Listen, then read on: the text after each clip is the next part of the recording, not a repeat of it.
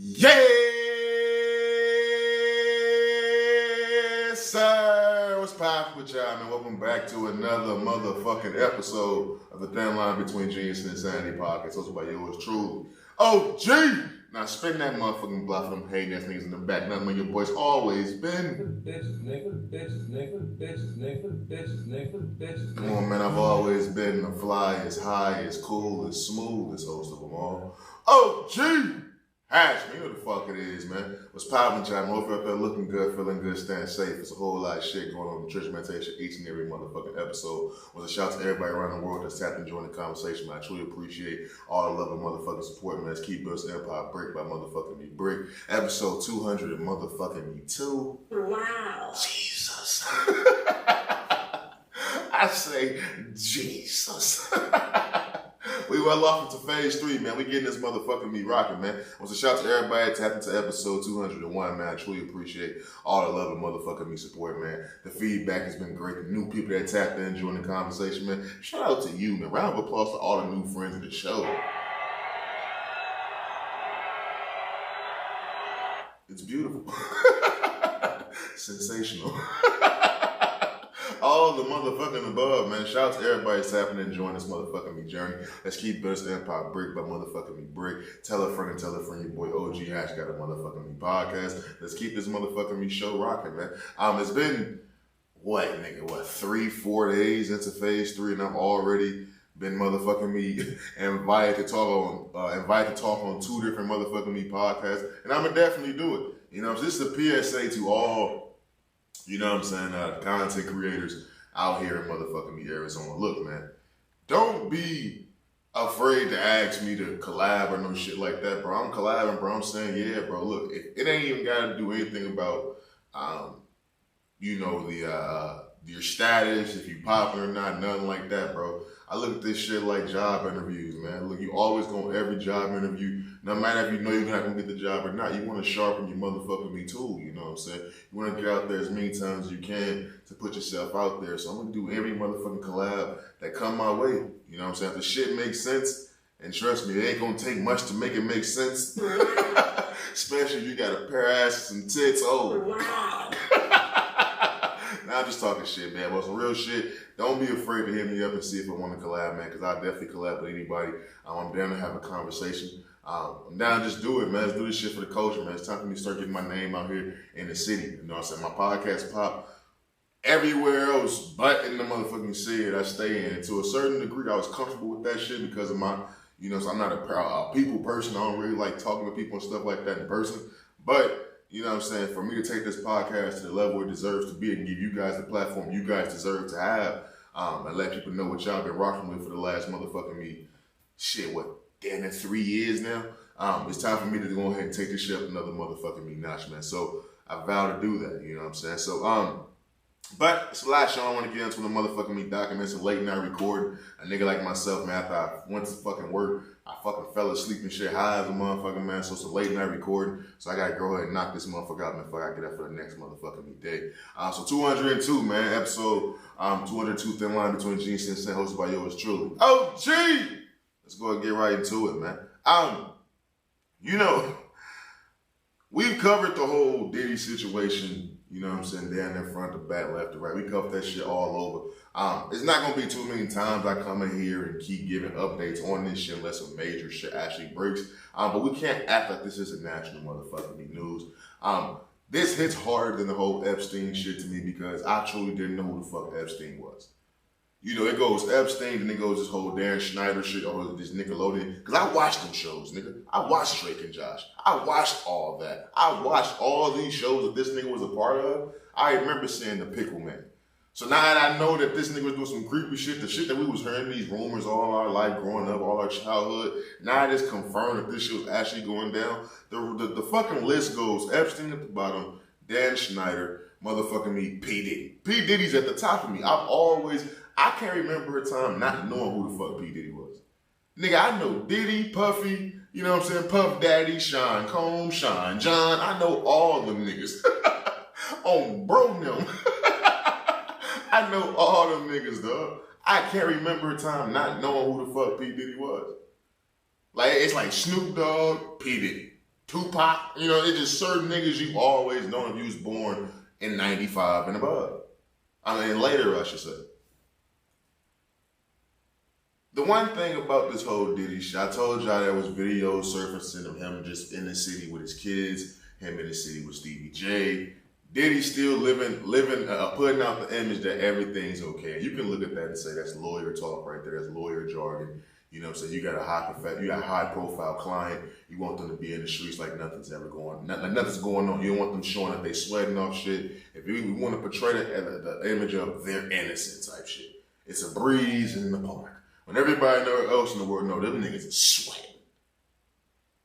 But as you see these clips and all these things going on in Diddy, it's like, damn, all right, maybe it looks bad to us because we broke. Maybe we just truly don't know what's going on. We don't know all the deets yet, so it looks bad to us. But there was reports that came out after you seen the photos and the clips surfacing of him in the streets.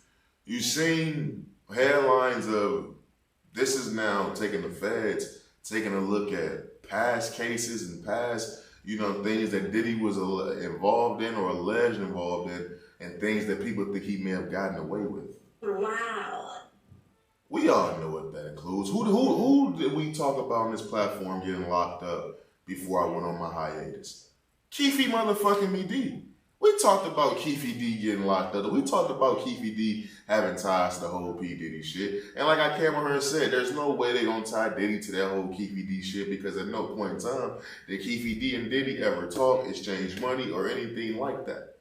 There's no way you can truly tie Diddy to that. It's some he say, she say shit. But now that you know about the feds want to take a look at anything that he's been involved in the past, including the Tupac situation, including the situation in the nightclub when that lady got shot in the face and Shine took the charges for him. You have people close to Diddy telling the feds that he's been going around bragging and boasting about getting away with these heinous acts. You have the reports about him blowing up Kid Cudi's car. You have all these stories about him hanging fucking Wale over a balcony by his fucking Nike boots. Wow. Come on, buddy. You've heard these things. And now as you know, the feds are going to be snooping around trying to tie things together from old cases just to get a clear indication of who the fuck Sean Combs is and see what the fuck they can pin on this man. The shit getting spooky for that man, dog.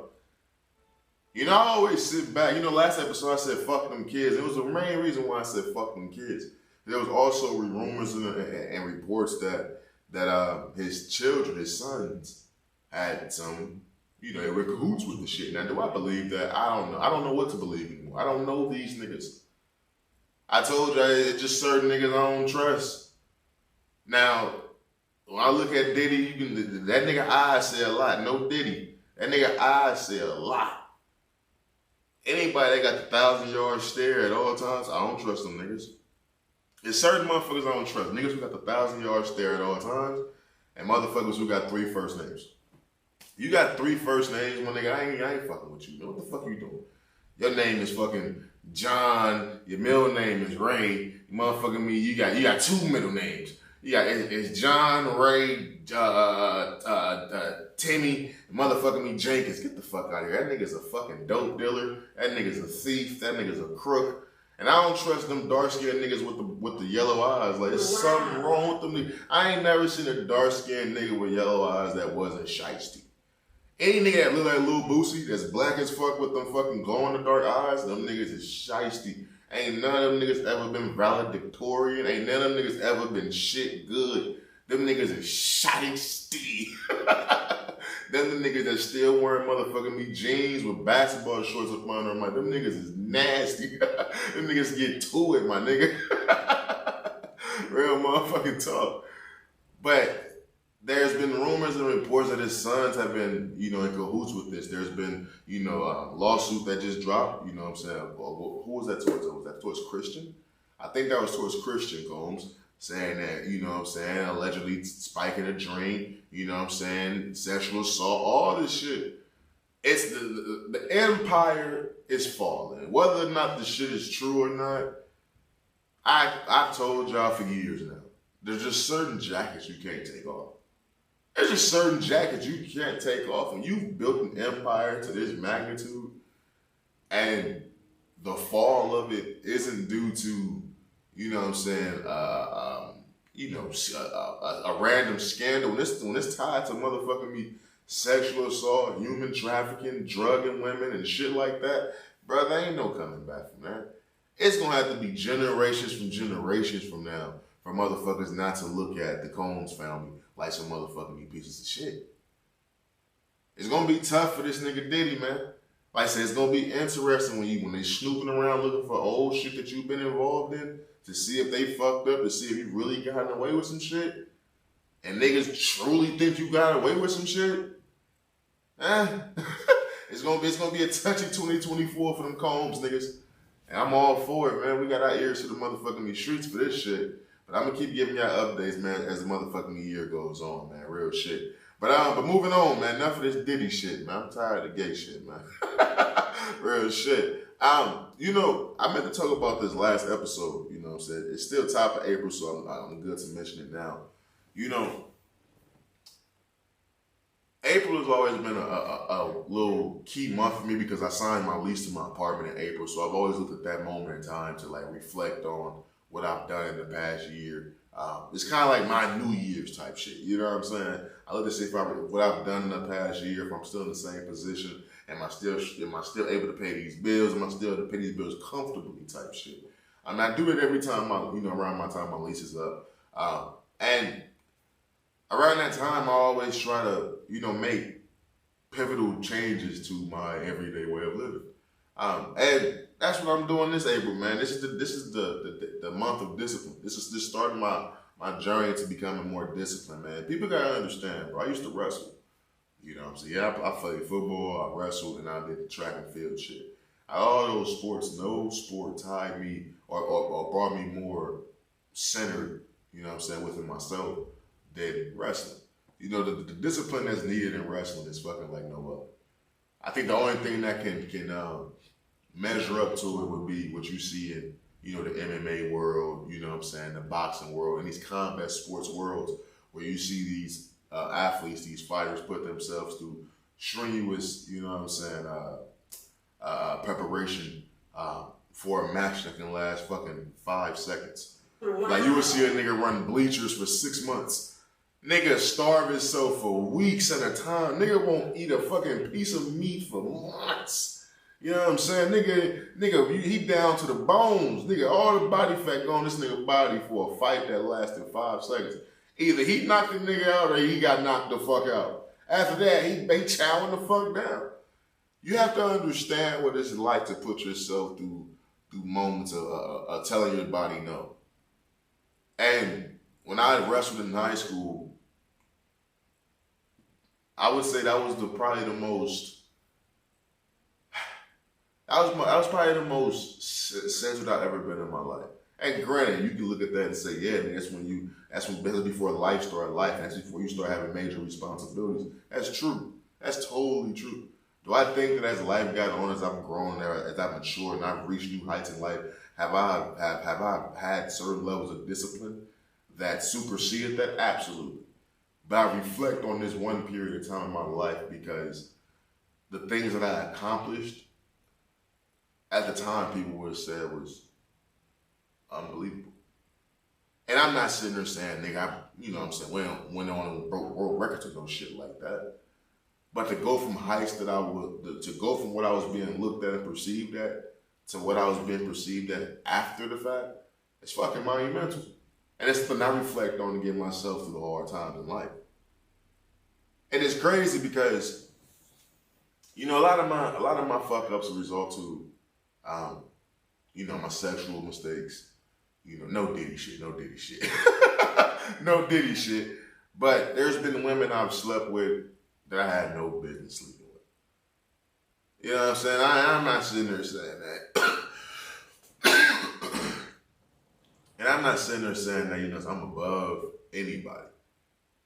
But if you've been tapped into this platform, this podcast since day motherfucking one, that one of my biggest fears in life is having a wrong baby mama. Now, if people understood how much that fucks me up, bro, I've fucked chicks and literally had them send me videos of them popping the plant and be like a fucking skill. Wow. I didn't give a look. I don't give a fuck. I'll feel awkward in the moment. I'll feel like the biggest asshole in the moment. But as soon as I got that video, nigga, I was all for it. I was lit. I ran around the block. Took my dog for a fucking walk in the park, nigga. But that's my biggest fear, bro. I've put myself in situations that the control, it wasn't my hand. I wasn't in control anymore. You know, and dealing with women who are still like legally married and still living with niggas and shit like that, bro. I've done that shit since I don't know when. I've been doing that shit for a long time, and as I elevate myself in life, as my mentality, you know what I'm saying, continues to climb. Me continuously putting myself in those situations, each and every time it hits harder and harder and harder, bro. It's like getting jumped by Deontay Wilder, Mike Tyson, Francis Ngannou, Anthony Joshua. It's like getting jumped by all these heavy hitters every time I make these decisions. And look, man, I'm a man, so niggas can say, yeah, I'm thinking with one head, not the right head. But it's really just it's a personal fuck up, you know, personal issue that I gotta fix. So it's time to stop putting myself in that situation. And really, I think that I'm continuously making these bad decisions sexually because the overall discipline around my life is very much lackluster. Like, I gotta be real with you, like, I'm a grown-ass man. I do what the fuck I want to do. Now, I don't want to do super crazy wild shit, but am I living on the edge? Fuck yeah. I'm living on the fucking edge, bro. I'm living on the fucking edge. I told y'all that shit a long time ago, bro. I hit the shift and I started living on the motherfucking edge to start enjoying this thing we call life. Has life been enjoyable? Absolutely. But has life been stressful? Nigga. Like no other. So it's like, with the lackluster discipline around my life overall, about the things I eat, you know what I'm saying, about my sleeping habits, you know what I'm saying, about my financial spending, like my overall discipline has just been shitty. So I can't be surprised that in one area of my motherfucking life, you know what I'm saying, I'm steady fucking these bitches that, nigga, if I get them pregnant, nigga, I might as well just fucking, I'm done for. These bitches ain't shit. These bitches is 22, 23 plus, still living with their peeps. These bitches still ain't got shit. These bitches is wearing shine outfits and thinking they fucking balling. These bitches is fucking club hopping. These bitches, like, I can't keep getting mad and beating myself up about why the fuck am I still doing that when I'm still spending money like nobody's business. You know what I'm saying? When somebody who gotta wake up at 5:30 in the morning to go to work, I'm still waking, staying up till 2. You know what I'm saying? I wake up at 5:30, get off at 2:30, go one job at 4, get off at 10:30, get home at 11. I'm still going to sleep at 2:30 in the morning. I'm gonna give myself 3 hours of sleep. You know what I'm saying? I'm in this motherfucker wondering why, nigga, I'm not in shape no more. But every time I come home, every time I get off work, I'm stopping at a fucking fast food spot. Wow. You know what I'm saying? It's certain, you just see the habits and you see the things start building up and you sit back and you get mad about doing certain things when it's not just one thing. We all heard this phrase called the domino effect. We've all heard that, we all seen a motherfucking be spider web, a Venn diagram. We've all seen these things, how things are connected. And it's up to me, man. It's up to me to change that shit. It's up to me to change that shit. You can't look to try to change one thing about you and not think that's not gonna have an impact on other things. You know what I'm saying? So that's really what it's all about, man. April has been about that. It's been off to a rocky motherfucking start already when it comes to the eating habits and stuff of that nature. The whole eating thing, when you haven't been grocery shopping, I think that's my number one fuck up. I always try to make these bold health claims, you know what I'm saying, before I go grocery shopping. Like, a nigga ain't got shit in the motherfucking meat fridge, but talking about I'm finna eat healthy. No, the fuck I'm not. I'm finna go straight to Canes. Wow. I'm about to go straight to fucking Canes, buddy. But it's real shit, man. This is all about, you know, some discipline. And it's crazy because the motherfucking me, I got a homie that come up to the dispo, man. He be fucking with me and shit. He one of my jiu-jitsu partners, man. He do the whole MMA thing. You know what I'm saying? He back in that flow. He be having his matches and shit like that. Putting niggas in Kimuras and shit like that. It should be looking dope, man. And he want me to come out there. He want me to get back out there. I told him I used to wrestle. I got my state medals and shit like that. He like, yeah, man, if you used to wrestle, bro, you'll fit right in. And I always felt like that because I wouldn't be foreign to that, you know what I'm saying, that atmosphere, to the way of living, to the way of living with them niggas, to the way of they acting on the mats and shit like that. I would fit right the fuck in.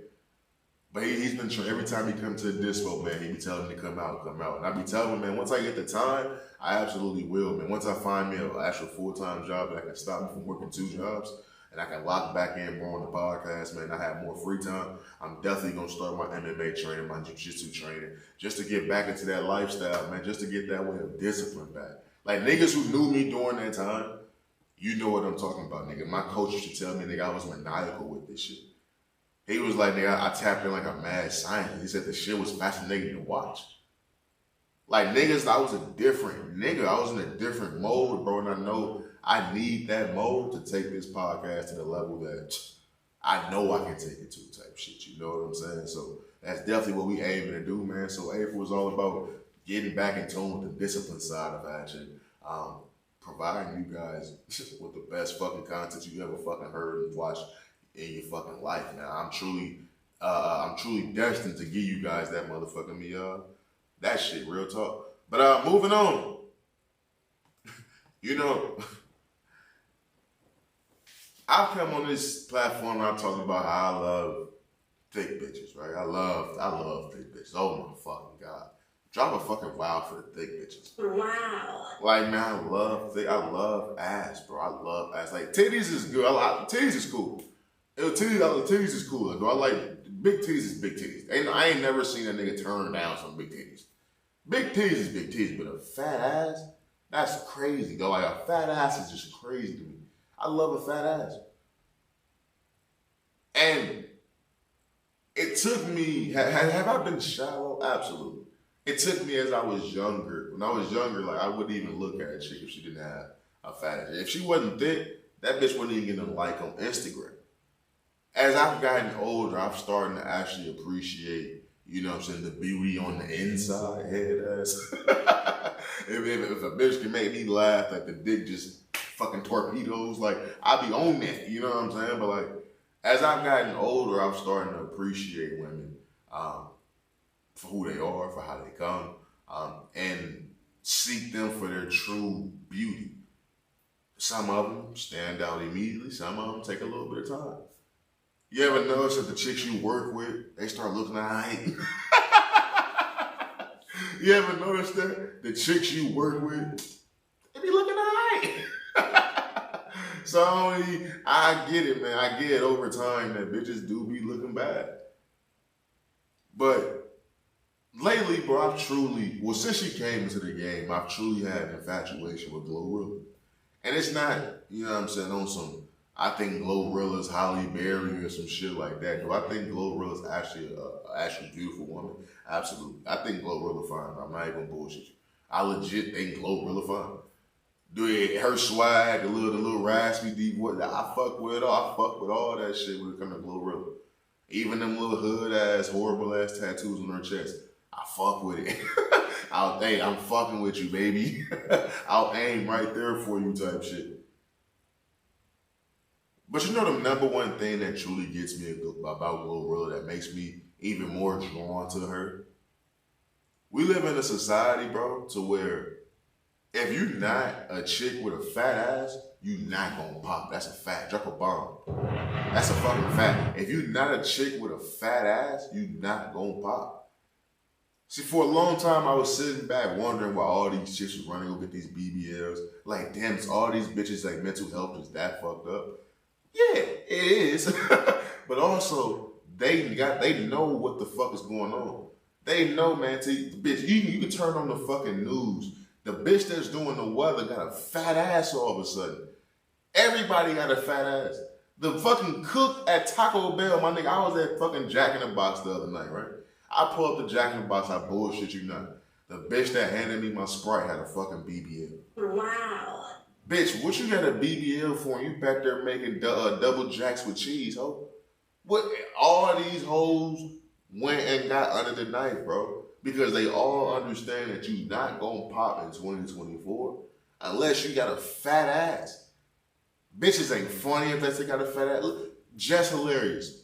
Just hilarious, but you wouldn't laugh or snicker at shit Just Hilarious said if she didn't have a fat ass. That's facts. That's facts. I'm not saying bitches can't be in shape. Look, I love it. I love it. But let's just sit back and truly and dissect the motherfucking industry. Just dissect the motherfucking game, bro.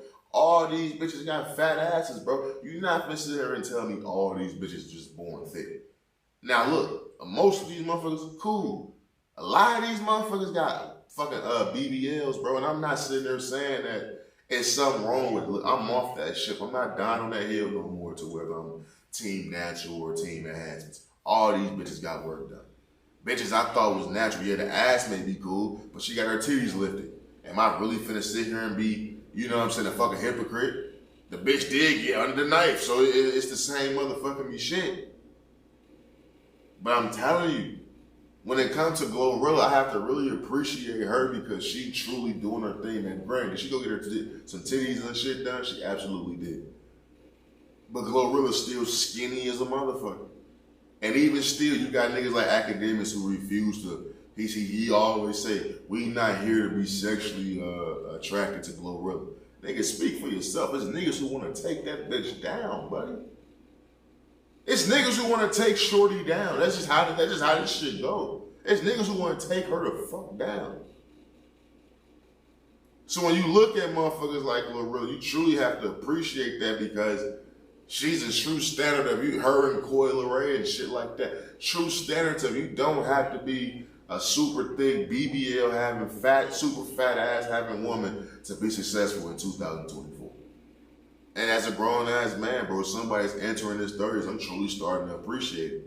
Because when you look around, bro, look, I'm an ass guy. I love scattered ass. But when you look around, I'm seeing motherfuckers who's kindergarten teachers. Why is your ass fat and you a kindergarten teacher? Ho, what are we doing? What are we doing? I'm seeing teachers doing outfits of the day with fat asses. Like, this shit getting crazy. So you truly gotta appreciate motherfuckers like Glorilla and Coi Leray, man. You truly motherfucking me do, man. Real motherfucking me talk. Real motherfucking me talk, man. But moving on, man. Let's get to this nigga Michael B. Jordan real fast, man. You know, Michael B. Jordan's an interesting cat, man. You know, Michael B. Jordan, we always come on here and we talk about the fall of Lil Baby, the fall of Da Baby. I think the fall of Michael B. Jordan has to be motherfucking studied. He went from being every bitch's wet dream to being the nigga that a bitch can't stand. Like, I don't understand what truly happened with Michael B. Jordan. Like, you can't throw out there he dates white women. He been dating white bitches. That ain't nothing new. He been fucking them cock his whole... Like, me and Michael B. Jordan been one of the same. Like we've been doing this. So you can't throw that out there. This last public relationship was with Lori fucking Harvey. Like, that is there. But for some reason, Michael B. Jordan just don't connect with the community no more. Like, I never thought Michael B. Jordan was lame.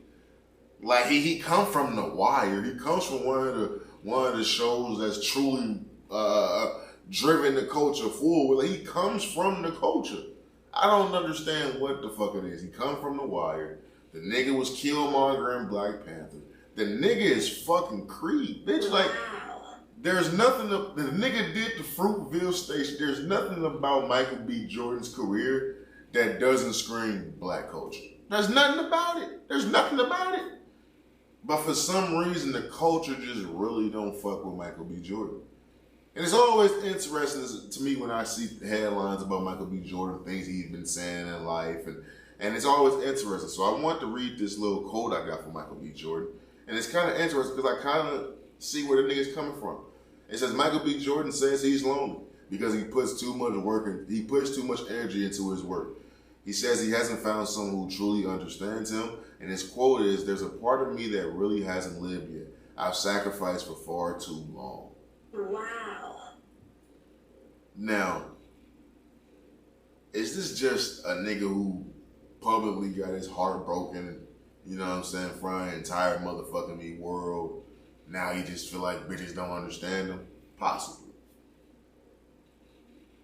But to a certain extent, I understand what he's saying. Now, let's make it clear. I haven't reached any of the heights that Michael B. Jordan has reached. I haven't fucked none of the bad bitches that Michael B. Jordan has fucked.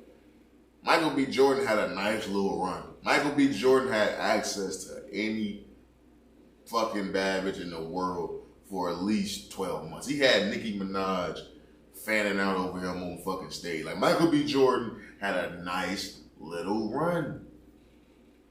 But we gotta be real when it comes to, you know, as because it's not even a man thing.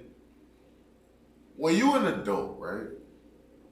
When you somebody who's focused and driven, you have goals in life, there's things you want to accomplish and there's heights you want to reach.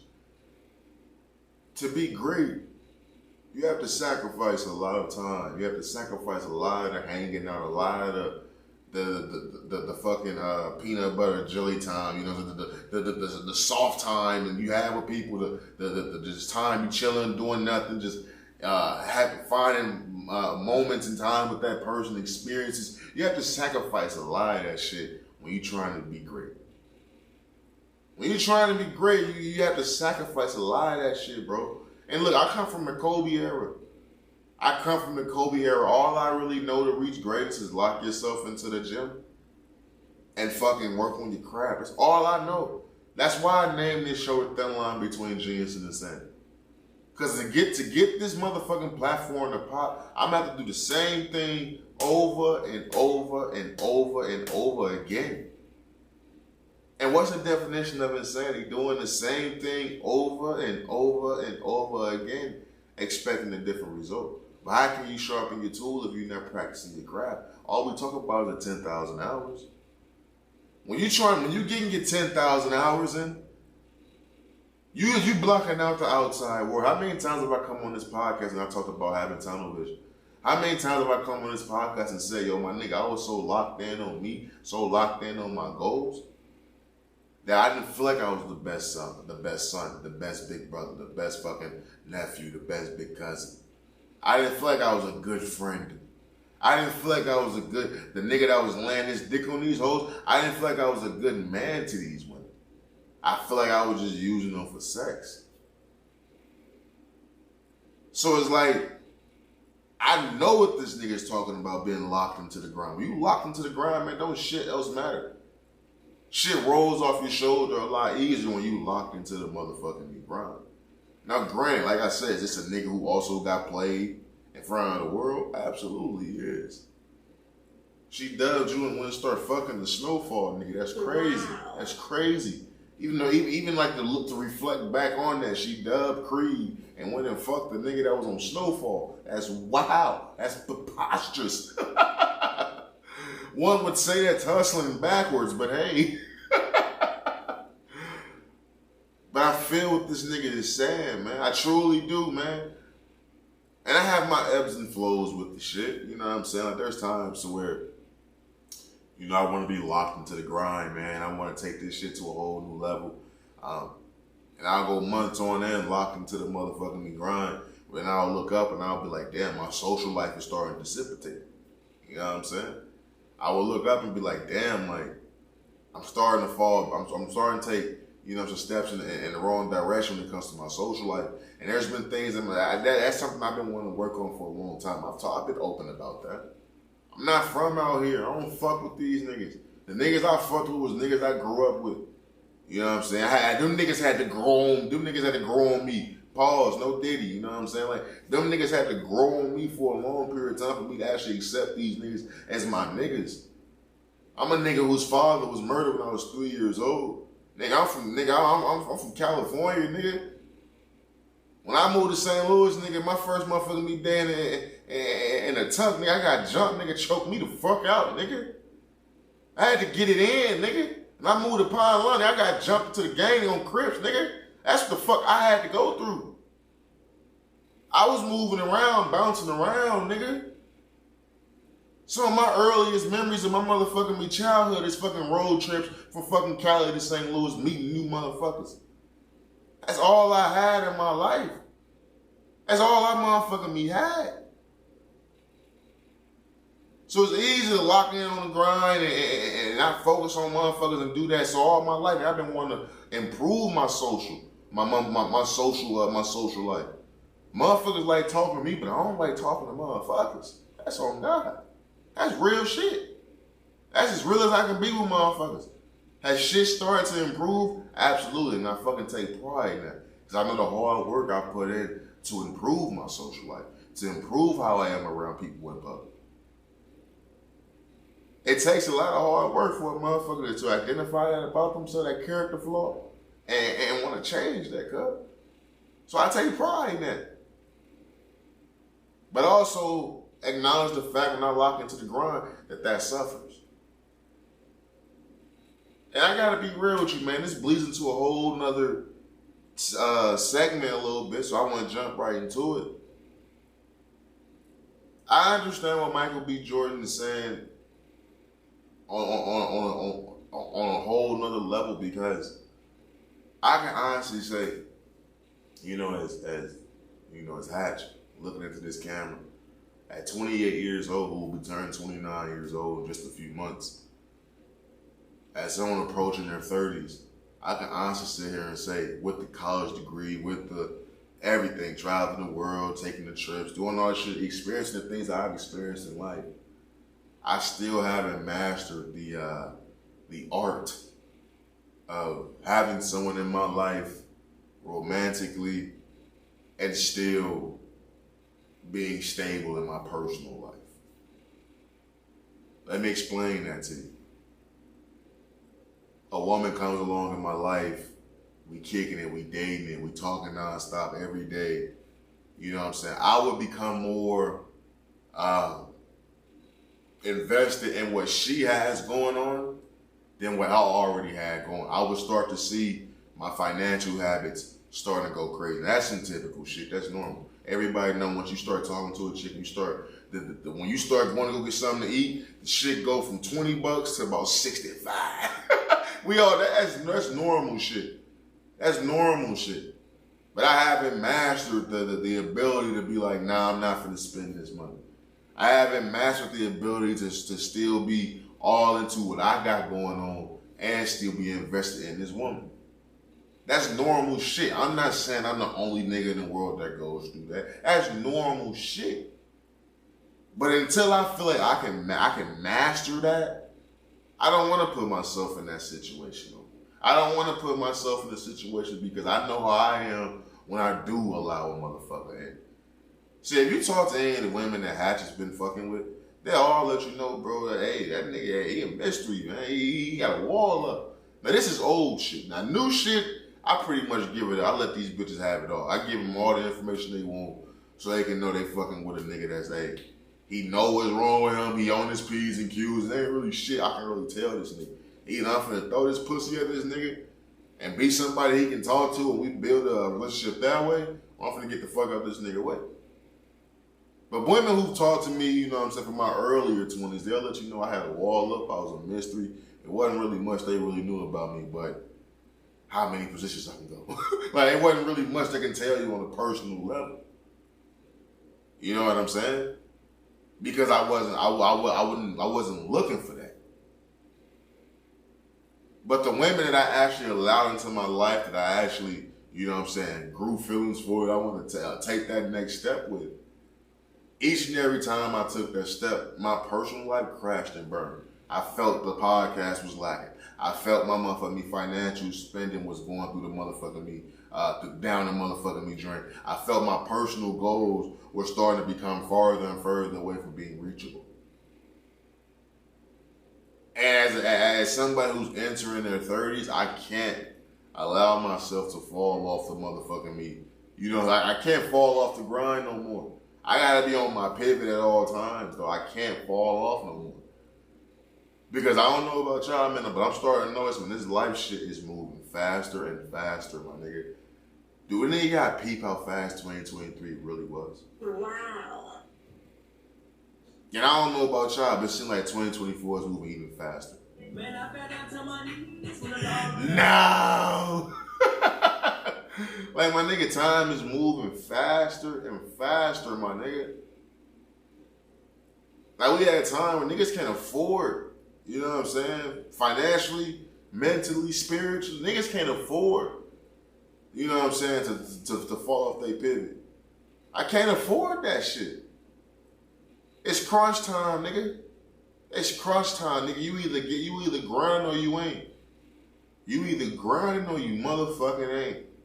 And I can't afford to fall off my motherfucking grind. And that's not me saying I'm giving up on love, I'm giving up on women, I'm giving up on, you know what I'm saying, the bigger picture. You know what I'm saying? I didn't grow up seeing, you know what I'm saying, the happy home, the man, the wife, you know what I'm saying, the kids, the dog, the white picket fence, you know what I'm saying? That scene from Major Payne, you know what I'm saying? He was queuing, he was barbecuing and shit. I didn't grow up seeing that shit.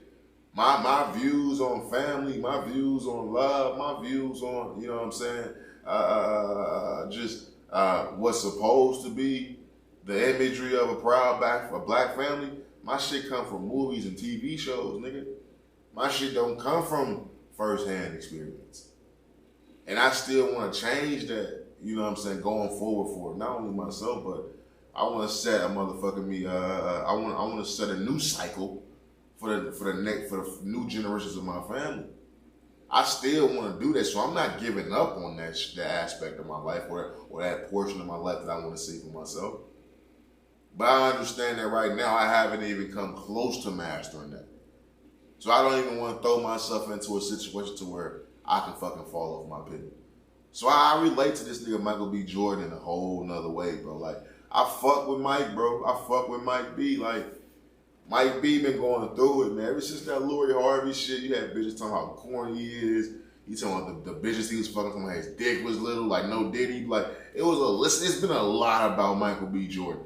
I ain't seen a new movie this nigga been in. Like, I don't know what the fuck going on with Michael B, man. It's been a lot. But every time this nigga Michael B. Jordan speak, man, I truly be fucking with him, bro. Like, it's tough, man. That's why I want to say as a man, it's hard, but bro, I know strong women who, I hate even saying strong women because it's like saying I know weak bitches. I don't know too many weak bitches. Like the bitches I classify as weak bitches is like prostitutes and shit. Like bitches who got pimps and shit. Like, bitch, it's OnlyFans out here. You still got a pimp? Like, what are you doing? Like, wow. You still selling your pussy and giving your money to somebody else. Bitch, it's a whole, you can go get you a Logitech camera and get it popping. Oh, you become the next Kim K with a Logitech camera for 40 fucking bucks. You went and got a pimp. You a weak-minded bitch. I look at weak bitches as just bitches who ain't got, who stay in fucked up situations, who depend on motherfuckers, who got pimps. I look at them as weak bitches. So I feel weird every time I say strong women, because we only ever talk about black women when we talk about strong women. Like, you ain't never heard a nigga say, strong Latino woman. You ain't never heard a nigga say that. You ain't never heard a nigga call a white woman strong. You ain't never heard that. Like, bitches be strong, bro. like, bitches real life be strong. But when it comes to women who really just be focused on the grind, who don't, who ain't trying to have kids right now, who got goals. Anytime it comes to someone who got goals in their life, who want to reach new heights, they all stumble across this problem once upon a time in their life. Multiple, some of us go through it multiple times. So it's not really a man thing, it's not really a woman thing, it's really a goal-oriented person thing. When you're driven by success, when you have new heights you want to reach, when you haven't yet reached, you know what I'm saying, your dreams, you come across this. That's why it's important you gotta acknowledge the shit like, that's why it's important you gotta acknowledge the motherfucking relationships like Vanessa Bryant and Kobe Bryant. And, you know what I'm saying? The people the LeBron James and Savannah James, you gotta acknowledge the people that met each other young. You know what I'm saying? Who met their person young and kept their person. Like, nigga, I met my person. I truly feel like I already met my person. It's just unfortunate that I would never be with my person. I truly feel like that. Like, so far in my life, you know, are there multiple versions of your person? I believe that. But I've met my person. It just isn't meant. It just ain't gonna work out. It just ain't meant to be. It just ain't meant to be type shit. But I've met that bitch. Like, we cool. You know what I'm saying? We fuck every once in a while. We good. We tell jokes. We communicate. We go on dates and shit. You know what I'm saying? We got each other's back. But you have to commend the Vanessas. You have to commend the Savannahs. Because they were with men who you knew from 17 years old has been locked into a fucking tailspin of a life. Who's been locked into the grind with multiple distractions. Kobe in LA, LeBron in Cleveland, LeBron in Miami, LeBron in LA. These niggas is international stars. International key figures in life. It's niggas all around the world that I won't say fantasize, but idolize these niggas. And this is your man. I tell you all the time about how Rihanna was going to all the LeBron games and she was taking the pictures on Instagram with, you know what I'm saying, the number 23 written on her stomach and like ice cream, you know, and cake icing and shit like that. Like, Rihanna was throwing that pussy at LeBron for a long time. You never heard Savannah say a word. We know about Kobe taking Brandy to prom, and Kobe been doing this shit for a long time. Never truly heard Vanessa say shit. We all know about the shit Kobe got into, allegedly, but he beat that case, but we know about what happened. But you gotta commend these women who be there with the niggas who lock into the grind, and you gotta commend these niggas who lock into the grind and are still able to balance, you know what I'm saying, they're investing their time, their love, and their care for not only that woman, but those kids. So that's what I mean when I say, nigga, I haven't mastered that. I see examples of niggas mastering that every motherfucking day. I root for a nigga every day to not only win games for me, but continue to show me an example of a nigga mastering the love for his significant other and putting his all into his motherfucking craft. Haven't come close to that, man. It's tough. It truly is a tough motherfucking thing, man. I truly think it is. But moving the fuck on, man. Moving the fuck on, man. You know, last episode I read the but moving the fuck on, man. You know, one of my favorite parts from last episode was reading the message from one of the friends of the show. Who was it? Jared from Rochester. Shout out to Jared from Rochester, man. That was a pivotal moment of this platform because we didn't have that. You know what I'm saying? 200 episodes prior. We didn't have the engagement from the people to have that happen. And it's trying to get choked up about the shit because I know how hard I've worked to get to this moment in time to where I can have people send in, you know what I'm saying, messages, questions, whatever the fuck they want to ask me. You know, so I've sat back and I've watched other shows and I was influenced by other shows and shit like that to do this. But just to see that, it just validates the hard work. So I'm always say, man, for anybody that want to send me questions or send anything, statement, anything you want to say to me on the pod, man, send it to me, you know, so you can send it to my email, which is attached to the Anchor page. You want to send it to my DMs on Twitter, on X, on Threads, on Instagram. However the fuck you want to do it, man, send it to me, man. I randomly select them. You know, I don't read them before then say, oh, this will feel good for this episode. No, I just pick that shit, put it on the docket, and that's when I read it, man. So I want to say thank you to everybody that's tapped in and doing that. I'll continue to do that. You know what I'm saying? We're going to keep this shit rocking from here on out. Saying that, you know, I want to go ahead and get into this new one I got for this episode. Who the fuck we got? We got Dre. My nigga Dre from, Michigan? Shout out to Michigan and the motherfucking me house, man. Shout out to motherfucking me M-Town, you know what I'm saying? They need to get Flint together. I don't know why the fuck. Bro, it's 2024 and Flint still got fucked up water. Man, how does that make sense? It's 2024. How much money did Biden send to motherfucking me? Who was it? The Ukraine? How much money did Biden send to Ukraine and niggas in Flint still ain't got good water? Wow. That's crazy as fuck, man. But let's see what this nigga Dre talking about, man. Dre says, big friend of the show since day one. As someone who is open about the ups and downs about content creation, what would be your first piece of advice to someone wanting to get in this space? Keep going, OG. It's all going to pay off. You are already major. Now, shout out to my nigga Dre from motherfucking be Michigan, man. He says, what would be your first piece of advice to someone wanting to get in this space? You know, I just had this conversation with one of my mans. He thinking about starting a podcast and shit like that. Him and my other homie. I think about starting a pod together. And, you know, I was telling him, you know, man, I've been doing this shit since, you know, COVID, 2020. He had my ups and downs. You know, came out the gate strong. Seen those numbers and was super happy about them. And got complacent. And seen those numbers drop. And I know what it feels like to, you know, be watching the numbers and have that be your gauge of whether or not you're doing a good job or not. And I tell everybody, man, you can't get into this shit for the money. You can't get into this shit for the clout. You can't get into this shit for the popularity. Everybody not meant to blow. Everybody, no Diddy. Everybody's not meant to blow, my nigga. Everybody's not meant to pop off like that. Everybody don't make the content to do that.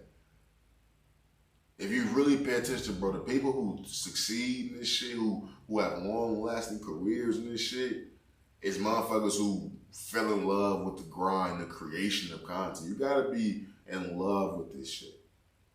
You gotta be prepared to have niggas not tap in and click your link. You know what I'm saying? Click that link in your bio. You gotta be prepared for motherfuckers not to be, you know what I'm saying, wanting to listen to what the fuck you gotta say. You gotta build that shit up. And you can't, you truly gotta be in this shit for you. You gotta have a goal in mind, you gotta stick to it. You can't let, you know what I'm saying, the outside noise, and the outside noise is truly all about, you know what I'm saying, looking at the algorithms and, you know what I'm saying, looking at your view counts and your likes, your engagement. You can't let that shit deter you from creating your content. If you can't fucking, if you don't like your shit, ain't nobody else gonna like your shit. If you don't think you fucking putting in all your work and your hard time and effort, then ain't nobody else gonna think you doing that shit.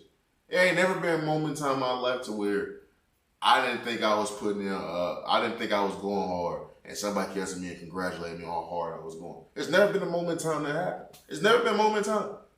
Only time motherfuckers ever congratulated me on how hard I was going is when I was like, damn, I'm going hard as motherfucker. It's when I truly felt I was giving it all, giving it my all, I should say. So you can't get into this shit just to go viral. Nigga, you know what I mean, niggas, bro, you know how hard it is to go viral, my nigga, when you trying to go viral? Like, you ever just peeped it? You know how hard it is, bro? You can think you're doing everything to a T. It ain't gonna pop. Niggas get lucky when they go viral, bro. And a lot of times when niggas go viral, they don't have the catalog or shit to go. They don't have shit to support the viral act, the viral moment. Fuck you going viral for, nigga, if you ain't got shit to provide the people with. You just a face at this point. That's why I say you gotta fall in love with creating content. You gotta fall in love with the grind. You gotta actually want to do this shit. Like I said, this is a late night recording. I'll be up till 2, 3 o'clock in the morning to get this episode out at 4. Just to turn around and wake my ass up at 5:30 to go to work. You gotta fall in love with this shit. This ain't a one-time thing. This is the every motherfucking week thing. This is the every Wednesday night thing that's been going on for the last 3 years, nigga. Saturdays, my whole Saturday is booked. What the fuck you talking about? You gotta be prepared to do this shit, man. And that's not to scare nobody off to not want to go get them a mic and plug it up to their computer and get to talking. That's not trying to scare nobody off from doing that shit. That's just me giving you niggas the game now. If you want to hop into this shit, this content space, you want to be a vlogger, a streamer, a podcaster, you want to do whatever the fuck, a social media influencer, you want to do that shit, you gotta understand, bro, there's motherfuckers out there, bro, that's going hard. The moment you sleep, it's niggas up there uploading. When you at work, it's niggas at home editing and getting their shit off. So how hard is you truly finna go when you get off and you get the free time? How many hours you finna put in? We just talked about the 10,000 hours thing. How many hours are you putting in? Are you truly dedicated to getting this shit off the ground? Are you tapped in with your own conversation? Like, you gotta truly wanna do this shit for you. You can't be wanna do this shit for nobody else or do this shit for the monetary gain. Cause 99% of the time, that shit not gonna come, buddy. So, Dre, if the message isn't clear, buddy, my advice is, if you truly don't love this shit, don't do this shit. Because if you one of them motherfuckers who quit, who give up easy, this ain't the shit for you. This is not for you, bro. Because everybody not Casanet, everybody not Joe Budden, everybody not, you know what I'm saying, these major figures in this space. Nigga, from any given Sunday, for every Jerry Rice, it's a million niggas you ain't never heard of. Now think about that when it comes to rappers, podcasters, streamers. For every Casanet, every Joe Budden, every Aiden Ross, every motherfucker me, Adam 22. There's a million niggas you ain't never fucking heard of. You gotta love this shit, Drake. Gotta love this shit, my nigga. Real motherfucking me talk, man. You really gotta love this shit, man. But moving on, man, before we get the fuck up out of here, man. What we got? You know what? I was scrolling through TikTok, happened to see this nigga Babyface Ray playing the motherfucking game. It always blows my mind how many times I come across these rappers. How many times I just see them niggas playing the game. Like, you would think these niggas really be in the stew. These niggas really just be living everyday life. Like, these niggas be playing the fuck out the game, dog. These niggas really be on mad like a motherfucker. But I came across this nigga Babyface Ray, and he was talking about just what bitches bring to the table per se. Let me see if we can play this clip real fast. See what this nigga talking about. All right, now let's move on to the ladies now, too, now. Cause y'all hoes trim too, and y'all be acting like y'all the ones. Like, how you promoting that you the one cause you can drink and give me some pussy? Explain. Explain. How can I put a blindfold on my head, wake up at any time, and just drive downtown and walk in the club and possibly see you? Like, bro, that shit weak, man. Switch up your surroundings. Like, bitch, I know nobody want to keep seeing you, and then you run to me, you get hoes get to creating all type of shit. Well, I don't know if he I ain't only fuck with me. Like, bitch, hell no, I don't fuck with you. I see your ass 7 days in a row in the same spot. Keep talking about getting sexy, bitch. That ain't even sexy. Do y'all hoes even fold clothes, or y'all just throwing this shit in the corner like the niggas now? Oh, God. Man, these hoes ain't fold clothes, man. These hoes just throwing that shit in the corner. Like I said, if you come to my crib right now, bro, you gonna see a fucking pile of clean clothes in my motherfucking room, in that fucking beanbag chair, nigga, and a clothes hamper, nigga, and a motherfucking me on the bed. There's got clothes everywhere, bro. I go to a chick crib, bro, and she got clothes all over the place. I'm immediately walking the fuck out. Bitch, you are not ladylike. You are not ladylike. But Babyface was speaking that real shit. These bitches that claim they the ones, but they ain't shit about them that scream they the ones. All they doing is going out clubbing and drinking and partying and not really doing shit. Bitch, what are your goals? Like, I gotta be real with you, man. I'm in this whole, you know, it's a lot of little women I be talking to. I be texting and shit like that. The main thing I gotta stop doing is giving my number out. I give my number out easy as a motherfucker. I don't know why. I don't know if I reflect on them days where I was paying a phone bill and I had no bitches and I was just wasting money. I don't know if I reflect on them dog days in my life, but I really give my number out entirely too motherfucking much. I really just be trying to get some head. I truly just be down to get some head, bro. I truly just be down. But then it's like when you talking to these chicks, bro, the pet peeve I have is the getting to know you stage. Like, everybody know, but I'm out here in Arizona and shit, right? I'm from St. Louis, my nigga. I'm not from Arizona. I'm so sick and tired of talking to chicks and having to explain to them that I'm not from here. Why I'm not from here. Bitches always ask me what made me come out here. Bitch, why are you worried about what made me come out here? You gonna be the reason I stay out here, ho? Quit asking me these motherfucking me questions. I'm sick and tired of getting to know you stage when you talking to different chicks. I think that's why, you know, it's like we call it toxic, but I don't even know if this shit is fair to call it toxic no more. Like, I'd really rather put up with the same bullshit from one person that continuously meet new motherfuckers. That meet new people shit, that shit is exhausting, it's tiring. Like, it really makes you give up on motherfuckers. At least when you dealing with the same motherfucker, you still got hope out there. There's a big booty bitch out there that's gonna just do right by you.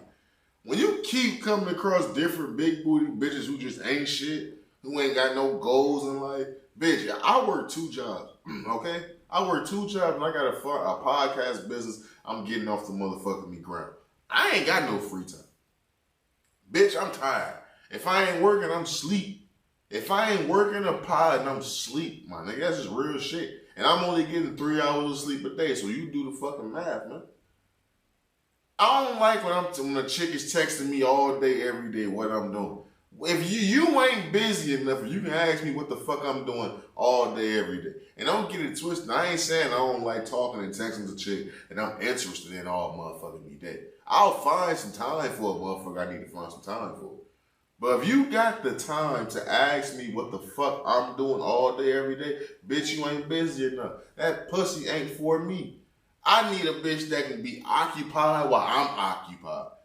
If you at home ain't doing shit, you ain't got shit going in life, you gonna be worried about what the fuck I'm doing. And while I'm busy out here getting to this motherfucking me moolah, what you gonna be doing? You gonna be thinking I'm fucking another bitch. Wow. Come on, man, I've been through this shit too many times in my motherfucking me life. Oh, I ain't going through it again. And that's just that's the motherfucking me facts, cause Stone Cold said so. Real motherfucking me talk, man. So it's like, hey, I feel Babyface right on that, man, because I'm tired of going through this stage, man. I'm coming across all these bitches, man, bitches who you would think is bad, ass is super fat. You would think, damn, they like that. These bitches be cap artists, man.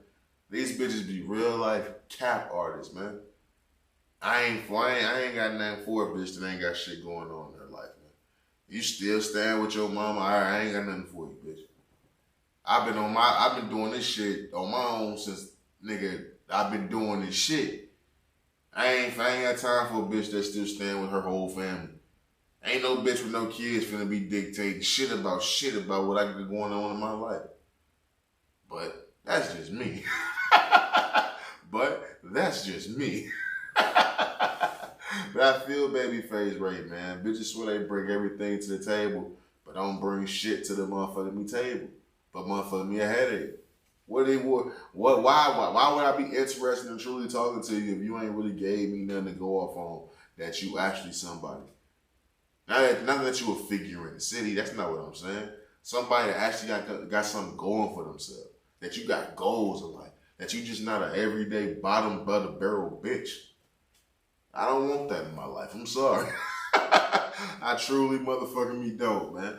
But moving on before we get the fuck up out of here, man. You know, I came across headlines today. Well, yesterday, I should say, about Bronny James. They were saying Bronny James was entering the transfer portal, leaving USC. You know, at this point, we got to ask ourselves, is Bronny's NBA career salvageable? You know, I had always had questions about whether or not Bronny would be an NBA talent. I had always been waiting on that growth spurt of his. The one that Bryce seemed to have gotten, we was hoping that Bronny would get. It never truly, you know, came to fruition. Bronny's about 6'3", you know, I'm 6'4", so Bronny ain't small. But when it comes to basketball, it's like, okay, what, you gonna be a point guard? Okay. Like even in today's NBA, the point guards are 6'7" and above. Luka 6'9", nigga. If you a 6'3" point guard, you pretty much miniature. That's Ja Morant size. You know what I'm saying? That's Russell Westbrook, Ja Morant. You a small ass nigga at 6'3" in the NBA. So when you see that about Bronny, it's like, all right, he already got that going against him. Okay, he is LeBron's son. You was hoping, you seen the leaps that he was taking in his game, going out of high school, doing the summer games and stuff like that. You seen growth in Bronny. Then he had the whole heart situation. For him to even be fucking alive, first of all, is amazing. For him to go back and return to the game that he loves to play is even more amazing. But it also hindered his game. And I asked that question: is this NBA dream even salvageable? Because right now, his college career, his NBA dreams is tied to his father's, retirement plan. It is fucked up if that's the case, but let's not kid ourselves. LeBron said he wanted to play with Bronny. So now there's a timetable of, okay, how many years is Bronny really finna do? Because however many years he do, we're going to be looking at LeBron like, okay, nigga, that dream's not coming. What, you going to play with Bryce? Now, there's many people who already think Bryce is better than Bronny because we see the leaps and bounds that Bryce has taken in his game. But you truly never know until you see these niggas going up against top-tier talent and they got that pressure on them. To see Bronny entering the transfer portal, you see on his Twitter, his X page, he putting pictures of him, his recruitment, with Duke jerseys, Ohio State jerseys. He's doing that. And I've always said you gotta allow Bronny to just be Bronny. I didn't like Bron talking about all that he wanted to play with his son shit. I get it. I get it. If I was in that position, I'm pretty sure I would have said the shit a bunch too. But when Bron say anything, man, that's a fucking headline that goes on for years to come. And I seen the pressure coming, especially when you had the whole heart situation with Bronny. To me, him being in the NBA, that just looked like a daunting task anyway after that. But it's still a great possibility. And to see the transfer portal happen, it's interesting. It makes you wonder how long he's going to be in college. I say at least another 2 years. Granted, he can do one more year and leave. But going to a whole new fucking school and learning that system, and come on, man, that's a bit much to ask for a kid who's still just trying to feel like himself again. You know what I'm saying? So it's interesting. It's interesting to see. Hopefully, Bronny can salvage, his NBA dreams and what everybody wants him to see. Wants him to become. Because when you think about the college game, bro, when it comes to men, who the fuck was the male college basketball player that niggas was talking about all season? Niggas was talking about Bronny. Bronny averaged like 4 points, my nigga. Niggas, there was nothing else to talk about in college basketball for men besides Bronny. Ain't no fucking nigga coming from college that's gonna come to the NBA and change shit. If it ain't that 7'10" nigga from fucking France, it was Bronny. And niggas wasn't looking at Bronny to truly change no franchises. It's because his college career is tied to nigga LeBron, the retirement of LeBron James. When you think about college sports, man, you thinking about the women's game. You thinking about the Angel Reeses, the Paige Buckners, the Caitlin Clarks, the Juju Watkins. You talking about them. You're not talking about no niggas. Who? I remember when I was a kid, bro. I remember watching Kemba Walker. I remember Tyler Hansbrough. You know what I'm saying? I remember motherfucking me Anthony Davis. I remember Karl Anthony Towns. Julius Randle in the gang. I remember all them niggas, but I remember when niggas was in college and niggas was getting busy. I remember what it was like when Lonzo was in college. I remember what the fuck it was like when Lonzo was in college, my nigga. Like, we don't have that right now. The game is flourishing off on the women's side. You love to see it. You love to motherfucking see it. So as you see Bronny trying to salvage that, you quickly get engulfed in the storm of women's college basketball. It's beautiful to see. Do you know what's so fascinating to see about women's basketball before I get the fuck up out of here? Women's basketball is truly the game that we all grew up loving. Like, I can't look at NBA games and be like, this is the game I grew up loving. It's just totally different, you know what I'm saying?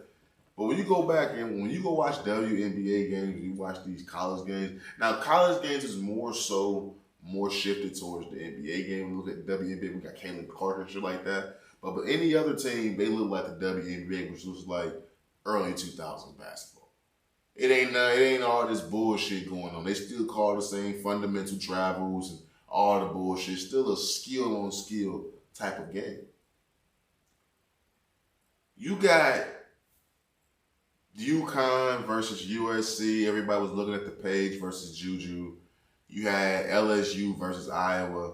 You had Caitlin Clark versus Angel Reese and Flau'jae.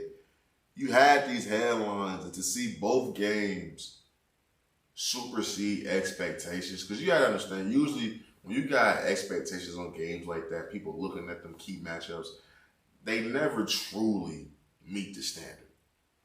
It's always underwhelming, and both these games lived up to the hype. Everybody performed. I'm talking about Juju and Paige went at it. You know what I'm saying? Paige really reminded people that, nigga, well, if it wasn't for me getting hurt, I was motherfucking me the one. Caitlin Clark didn't exist before I got hurt, nigga. And she was already here when I hit the scene. You got Juju being a freshman looking like the greatest female basketball player, nigga, that's ever gonna fucking live. She gave me a lot of that Maya Moore vibe. I thought Maya Moore was the only woman who can go to the NBA and average at least 12 points. I feel like Juju is some of that same tissue. She had that same cloth. The way she moved on that court, the moves, how fluid she is with the move, with the jumper. Yeah, there's some shit you can't teach. It's either you got it or you don't. Some people are just made to hit certain shots, and she picks and chooses her spots carefully, and she knocks them bitches down, man. It's smooth as fuck. You go over to Angel Reese. I think Angel Reese, out of everybody that you can talk about on the WNBA game, she did declare for the draft today, but everyone you can talk about, the Caitlin Clarks, the Angel Reeses, the Paige Buckners, the Jujus, when you look at them, Angel Reese is probably the least talented, but she probably got the biggest heart. Angel Reese is special because I don't know how good she's going to be at the next level. I think Flau'jae is going to have a much better professional career if Flau'jae goes pro, because Flau'jae got a lot of D Wade in her when she played like D Wade to me. But Angel Reese has a horrible layup package. It looks horrible. Like, it just looked unathletic. But she got that dog in her, man. And to see her put up 17 and 20, she was balling out in that game before she got hurt. And ultimately, that's what led to Caitlin Clark taking over the goddamn game. But Angel Reese played, man. She fucking played hard, bro. All year, I just been talking about how overrated she possibly was. But to see her perform how she performed in that final game before she got hurt, she earned a lot of my respect. A lot of my fucking respect. And that leaves the door open for Caitlin Clark. You know, if you haven't caught on to the thing, you got white women beating up on black women when it gets to this college weekend, with Paige beating up on Juju. Juju went out there and went crazy. 28 points, I believe. She went fucking nuts. Paige matched that and went even nuts. She went even dumber. Paige went even dumber. And Caitlin Clark, like 41 points, like 10 assists, 7 rebounds type shit. Like, Caitlin Clark was fucking, she was magnificent. And look, I don't know, you had the conversation about should the next face of the women's game be black? It has to be black. I seen those reports. Look, man, it's either you got it or you don't, man. It's either you got it or you don't. I really want to see Juju versus Caitlin because I really believe Juju is the best. For her to be a freshman, true 18 years old, going against these 22-year-old girls, these grown-ass women, and she's matching them, and she look like just straight eye test. You can look at Juju and say, nah, Juju better than them. Juju better than them. But Juju just not as experienced, and you want to see Juju continuously gain that experience and become the one. Because right now, you want to see Juju in the WNBA right now. We don't want to wait and see Juju have to finish her college. No, fuck finishing school for Juju. Send Juju ass to the WNBA right now. That's the one that can change the fucking game. But to see Caitlin Clark become what she's become, and I don't want to say overnight because it's been 2 years, it's been 2 seasons now, but we all was introduced to Caitlin Clark last season, and to see her double down and come back like, fuck that, LSU beat me in the championship game, I'm gonna come back, beat they ass, en route to try to win this championship. So Caitlin Clark is amazing, man. She truly is fucking amazing. You got the one girl who just did the shootout with Steph Curry. What's they gonna do with Caitlin Clark? Who's she gonna have to shoot out against? Because she's clearly the Steph Curry of women's basketball. So it's gonna be interesting. It's gonna be very motherfucking interesting to see, man. But women's basketball is truly the must watch for true diehard basketball fans. Because the NBA right now is it's just not the. I can't even watch that shit. Like, even on my off days, I don't even watch basketball no more. Like, that's saying a lot. I don't even watch that shit no more. I ain't even watched the game today. The Lakers played the motherfucking who the fuck did we play? Who the fuck the Lakers play? I don't even remember who the fuck the Lakers played. We won. Oh, the Wizards. Lakers played the Wizards. I ain't even fucking watch it. I ain't even bet on the game. Like, I'm just not interested in the NBA right now. Playoffs have to hurry up and come. And I ain't talking about the play-in. Playoffs have to hurry up and come, whether the Lakers in it or not. Because I need a shot in the arm when it comes to watching the NBA right now. I ain't gonna hold you. But I think that's all we motherfucking got, man. Let's run through the docket real fast, make sure we didn't miss nothing. We got motherfucking me. We got the feds looking to old cases that Diddy's been alleged to be involved in. We got April being the month of the start of discipline. We talked about Glorilla, how much love I got for her being a motherfucking example that you don't have to have a fat ass to be successful when it comes to women in 2024. Michael B. Jordan feeling lonely. Me not mastering the art of dealing with somebody and maintaining my stability. We got the message from Dre from Michigan. Shout out to Dre from Michigan. We talked about Babyface Ray. We talked about Bronny Salvage and his NBA career. We talked about Caitlin Clark, Paige Buckner's, Angel Reese, Juju Watkins, and the college WNBA women's college basketball. We talked about it all, man. We talked about it motherfucking me all. Oh, before I get out of here, man, this last little thing. I think Party Next Door just dropped album of the year. That nigga's album cover is crazy. With old girl bent over with the 4 tattoo on the crack of her ass. Oh my God. He very well has, he got my $10. I may just buy that motherfucker on iTunes. That's album cover of the motherfucking year, nigga. I don't even listen to Party Next Door. But best believe I'm tapped in. First night it come out, nigga, that ass was crazy on that cover. And by this is a woman on the cover, by the way. Party Next Door is a whole man. The album cover is a woman bent over, shrouded over like she finna take the meanest dick of the world, nigga. I'm talking about that album cover look crazy. That had to be a personal picture. There's no way in fucking hell. That had to be a personal picture, bro. If that's a personal picture, Party Next Door may just become my favorite artist of all time. If he had a chick take that picture for him, he's crazy. Go check that shit the fuck out, man. But with that being said, you already know I get up at this point in time in the episode, man. DJ, drop that fire ass beat, my boy. Damn. Fuck it up. But nah, man, you know I get up on this side, man. It's all love these ways. Never let them sidetrack you with the bullshit. Always keep the main thing.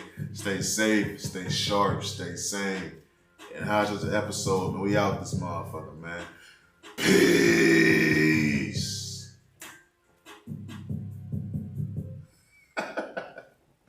Yeah, I ain't gonna lie, man. Episode 200 and motherfucking me too, man. Thin line between Jinx and Insane. Hosted by yours truly.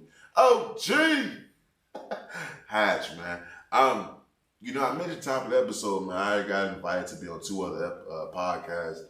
I linked up with this one of my mans to come to a disco. He got like a little set.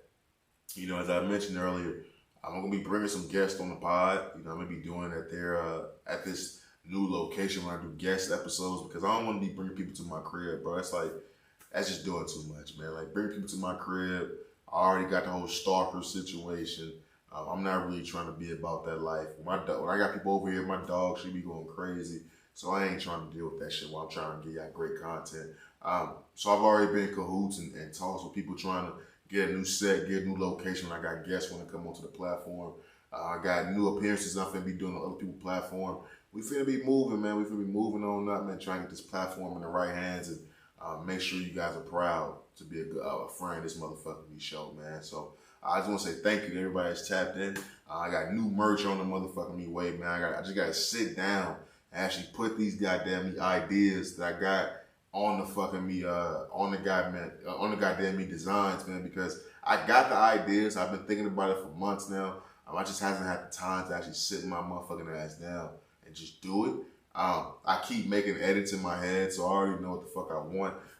So it's gonna be real cool. I already met a new dude that do merch and stuff like that. So we're gonna up the quality. We're gonna do a whole bunch. I got a bunch of things coming in down the line for you guys. And I just want to say thank you once again to everybody that's tapped. Enjoy the conversation, man.